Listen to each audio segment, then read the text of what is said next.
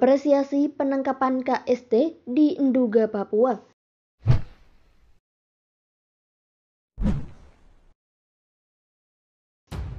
Kelompok separatis teroris atau KST di Papua memang kerap menghadirkan kekacauan. Selain itu, mereka juga kerap mengganggu aktivitas masyarakat dan bahkan menyebarkan teror. Masyarakat mengapresiasi berbagai upaya penegakan hukum yang dilakukan aparat keamanan, termasuk penangkapan gembong KST di Nduga, Papua. Satgas Operasi Nemangkawi menangkap satu anggota kelompok kriminal bersenjata Yakuhimo Yentinus Kogoya di jalur Paradiso, Kota Degal, Yakuhimo, Papua pada Selasa 2 November 2021.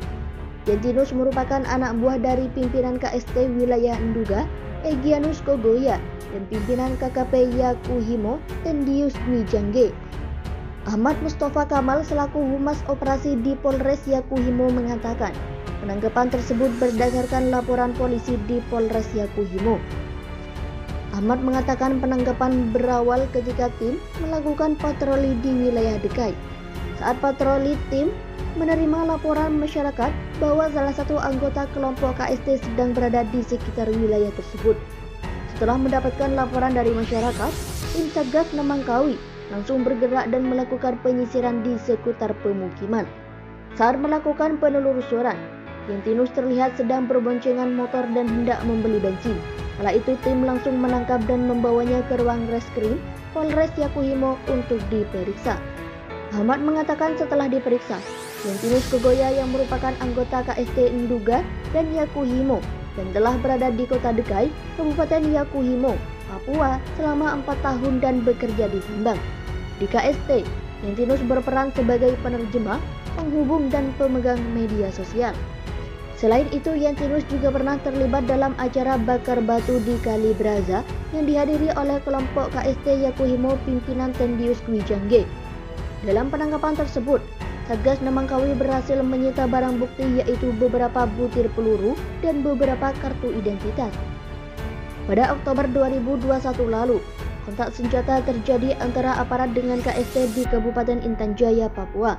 Kontak senjata tersebut tidak hanya melukai prajurit TNI, serpihan peluru juga mengenai 2 orang anak, 1 di antaranya meninggal dunia. Kombes AM Kamal selaku Kabis Humas Polda Papua melalui keterangan tertulisnya mengatakan, pada saat terjadinya kontak tembak, 2 anak sedang bersama dengan orang tuanya yang tengah beraktivitas di sekitar rumah, sehingga menjadi sasaran kelompok separatis tersebut. Anak tersebut terlambat mendapatkan penanganan medis karena saat di kejadian tidak ada tenaga medis yang ada di lokasi. Melihat kejadian tersebut, keluarga korban hendak membawa kedua putranya ke puskesmas, namun tidak adanya tenaga medis di puskesmas membuat keluarga membawa kembali anaknya ke rumah. Dan pada malam harinya keluarga korban melaporkan kejadian tersebut ke Polsek Sugapa. Selain itu, kontak senjata terjadi pada hari Jumat 29 Oktober 2021. Kontak senjata tersebut terjadi di Bandar Udara Bilogai Sugapa, Distrik Sugapa, Kabupaten Intan Jaya. Di Reskrimum Polda Papua, Kombes Faizal Ramadhani mengatakan bahwa di tempat tersebut ada kontak senjata. KST juga membakar ambulans yang ada di sana. Menurutnya, KST berusaha membuat kacau situasi keamanan di Sugapa setelah beberapa hari terakhir kerap terjadi kontak senjata. Tak hanya membakar ambulans, KST juga telah membakar 1 mobil tangki air, 1 rumah dan 1 gedung. Setelah itu, KST melakukan aksi penembakan ke pos Satgas 521 dan personel BKO Brimob yang bertempatan di perumahan Sekretaris Daerah Kabupaten Intan Jaya. Rentetan kekacauan ini disayangkan oleh Danrem 173 PVB Brigjen Taufan Gestoro, sebab sudah setahun terakhir kondisi di Intan Jaya cukup kondusif. Insiden tersebut tentu saja membuat aparat keamanan TNI Polri semakin memperketat penjagaan dan meningkatkan kewaspadaan akan kemungkinan serangan susulan dari KST. Dengan adanya kekejaman yang sudah jelas melanggar HAM, tentu saja negara wajib hadir dengan tujuan yang jelas, yakni melindungi warga Papua agar bisa menjalani kehidupan dengan normal, tanpa dibayang-bayangi teror dan juga ketakutan. Ketika Papua kembali damai dan kondusif tanpa konflik yang melibatkan senjata api, pemerintah bisa dengan tenang melanjutkan pembangunan di bumi Cendrawasih.